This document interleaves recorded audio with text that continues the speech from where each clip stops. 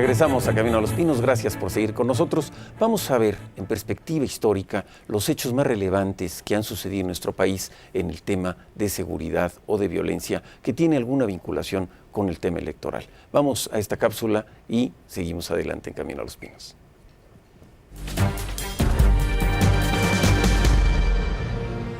El 14 de noviembre de 1927, los diarios más influyentes del país publicaban a 8 columnas la noticia del momento. Ayer domingo 13 de noviembre, el candidato a la presidencia, señor general Álvaro Obregón, sufrió un atentado. Un año después, en 1928, cuando ya era presidente electo, Álvaro Obregón visitó el restaurante La Bombilla, acompañado de diputados de Guanajuato. En el lugar también se encontraba José de León Toral, un joven extremista que no estaba de acuerdo con su política. Tras hacerse pasar por un dibujante, se pudo acercar lo suficiente y disparó a quemarropa contra Obregón, quien falleció en el lugar. Tras un rápido juicio, León Toral fue fusilado en 1929. 66 años más tarde, el 23 de marzo de 1994, Luis Donaldo Colosio Murrieta, candidato del PRI a la presidencia de la República, se encontraba en Tijuana, Baja California, como parte de su campaña política. Tras un mitin en la colonia Lomas Taurinas, cruzó la explanada del lugar, donde fue alcanzado por Mario Aburto Martínez, quien disparó contra el candidato. Colosio fue llevado al hospital inmediatamente, pero los esfuerzos por salvarlo fueron en vano y murió horas después del atentado. 16 años después, la mañana del 28 de junio de 2010, el candidato del PRI al gobierno de Tamaulipas, Rodolfo Torres Cantú, preparaba su cierre de campaña cuando fue emboscado y asesinado junto con 3 de sus guardaespaldas y el diputado local, Enrique Blackmore. Otros políticos han fallecido en época electoral por distintos motivos. Tal es el caso del candidato a diputado local de Tabasco del PRI, José Francisco Fuentes Esperón, quien fue ejecutado en un intento de robo junto con su esposa y sus 2 hijos. 3 personas fueron detenidas por estos hechos. El 26 de julio de 2010, un comando armado levantó al diputado electo de la coalición conformada por el PAN, PRD y Convergencia Durango Nos Une, Alfonso Peña Peña, junto con sus 4 escoltas. Hasta la fecha, se desconoce su paradero. El alcalde electo del municipio de Juan Rodríguez Clara, en el estado de Veracruz, Gregorio Barradas Mirabete, fue asesinado junto con otras 2 personas. Un grupo armado lo secuestró y días después abandonó su cuerpo en una localidad de Oaxaca. 2 personas fueron detenidas por estos hechos. A principios de este año, el presidente municipal de Santiago Amoltepec, Oaxaca, Luis Jiménez Mata, fue acribillado por unos sicarios. El edil tenía apenas 13 días en el cargo. El 15 de septiembre de 2008, minutos después de las 23 horas, se registraron 2 explosiones por granadas de fragmentación en Morelia, Michoacán. El atentado, en plena ceremonia del Grito de Independencia, se realizó a pesar de los 1.500 elementos de seguridad que había en el lugar.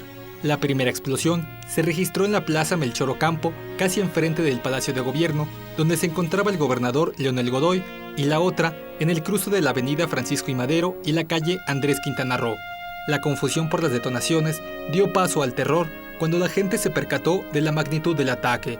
En el lugar, 3 personas fallecieron y 4 más perdieron la vida horas después por la gravedad de sus heridas. Los heridos sumaron 132. Apenas el pasado 20 de agosto, una balacera en las afueras del nuevo Estadio de los Santos en Torreón, Coahuila, provocó el terror en los miles de asistentes que asistían al partido de fútbol esa tarde. Según las autoridades, el ataque iba dirigido contra el jefe de la policía municipal, Adelaido Flores Díaz. Sin embargo, la población civil fue la más afectada por la paranoia que se suscitó en el estadio, lo cual obligó a cancelar el encuentro. La semana pasada, el 25 de agosto, un grupo armado ingresó a las instalaciones del Casino Royal en Monterrey, Nuevo León, y le prendió fuego al lugar. Los sujetos rociaron gasolina en alfombras y máquinas de juego, dispararon sus armas y provocaron el incendio. El incidente provocó la muerte de 52 personas, quienes en su mayoría murieron intoxicadas al no poder escapar del lugar, luego que las puertas de emergencia no funcionaran correctamente.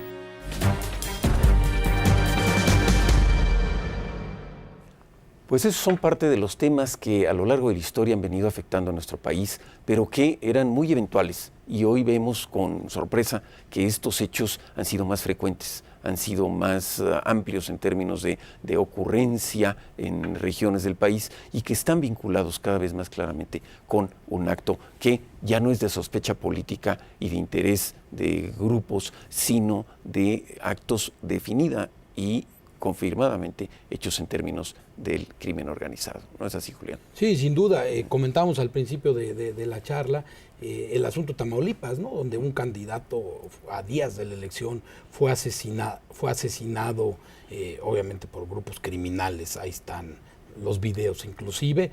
Y esto quizá es lo que ha hecho que ya el propio Instituto Federal Electoral haya puesto focos rojos, no solo para sus propios empleados, los que van a ir a capacitar, a los que van a integrar las casillas, sino que además hay ahí una serie de casillas en el mapa electoral mexicano que va a haber dificultades para que se instalen por dos cosas: o por alta presencia del crimen organizado, o por alta presencia de las autoridades federales, en particular nuestras Fuerzas Armadas, o por una suma de ambas.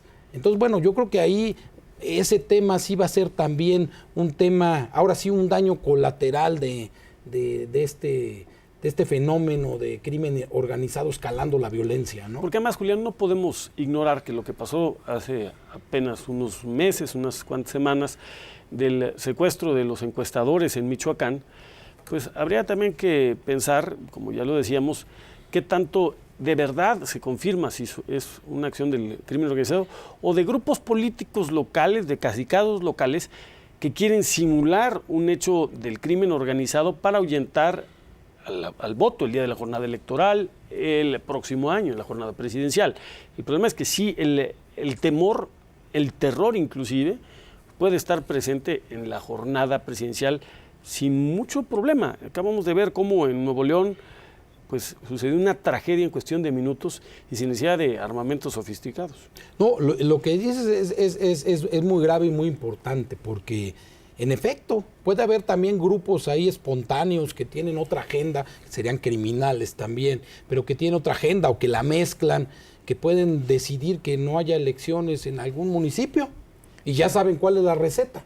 No, y aquí es muy importante ver el justo equilibrio. Por una parte, el hecho de que se identifiquen muy bien las áreas de riesgo, los problemas que existen en regiones, en distintos municipios, donde, como el caso que ya se comentó de Michoacán, es difícil a veces llegar nada más con encuestadores. Ahora yo quisiera ver si llegan con casillas y demás.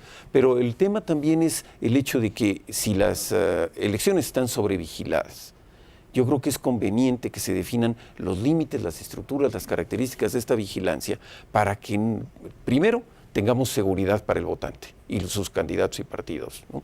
Segundo, que tengamos la definición muy concreta de que el papel de la fuerza pública es vigilar la paz social durante el periodo electoral y no tengamos procedimientos que también han tenido algunos intentos de utilizar fuerzas de seguridad pública como armas electorales, ¿no? Sí, sin duda, ¿no? Sería terrible. Y tercero, que esta vigilancia sirva también para que aquellos miembros de partidos que acostumbran a hacer travesuras en los días de elección, pues no las hagan y que tengamos una certidumbre en el manejo de la elección, en el conteo de votos y en su traslado y, por supuesto, en la certidumbre en el resultado electoral, ¿no? Tienes toda la razón. Yo creo que va a tener que haber una actitud patriótica de los partidos, de los candidatos, de los gobiernos, para decir México va a salir, tiene que salir adelante y no va a ser con irresponsabilidades, ¿no? Yo creo que es de tal tamaño, espero, a lo mejor es una aspiración, es de tal tamaño el problema que creo que sí va a haber cordura en los actores políticos para no enredar todavía más